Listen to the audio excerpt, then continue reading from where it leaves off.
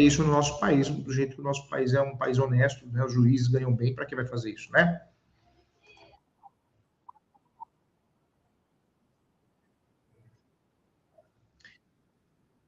É 2%. É as custas do processo, é isso mesmo, 2%. Do valor venal. Valor venal ou valor de avaliação? Valor venal ou valor de avaliação, viu?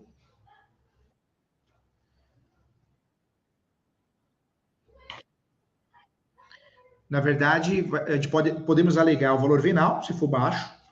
Se o valor for um valor muito alto, esse valor venal, a ideia é quebrar esse valor, diminuir esse valor. Aí pegamos um profissional, pode ser aqui o escritório, não vocês não gastam nada, eu faço uma avaliação mercadológica, não precisa ir até o local, com base nos imóveis parecidos, proximidade, metro quadrado, hectares, e aí é feita a avaliação com base nisso, para diminuir o valor.